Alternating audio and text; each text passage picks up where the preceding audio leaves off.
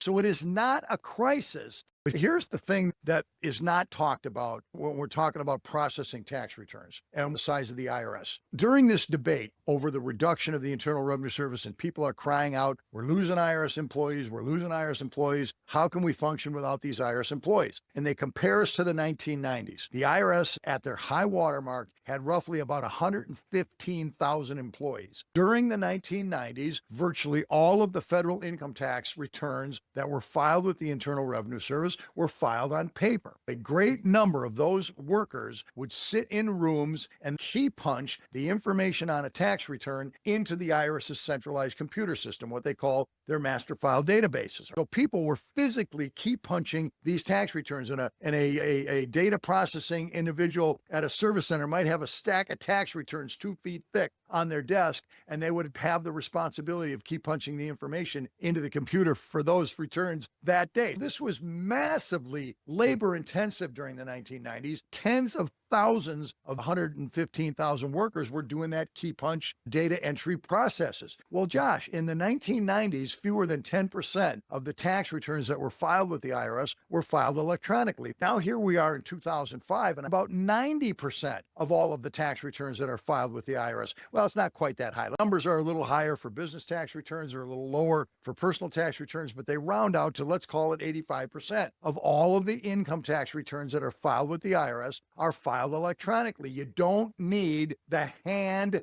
data processing to process those tax returns. So we got roughly 110 million business tax returns, roughly 162 or 3 million individual tax returns, right? Let's call it 85% of those are filed and processed electronically. We simply don't need the manpower in the IRS's processing centers to do this work anymore. So it is not a crisis. The number of employees in the IRS today is dropping compared to what it was in the 1990s. It's not a crisis. During that same period between the mid-1990s to 2023, roughly $11 billion was spent by the Congress on the IRS's technology upgrades. Well, I was just going to say, technology should be shrinking their workforce almost exponentially at this point. I mean, with the rate of how often electronic things are taking over analog processes, it really shouldn't be at the level. The IRS's employee count shouldn't be at the level it is right now, except that they keep kicking the can down the road with their upgrade.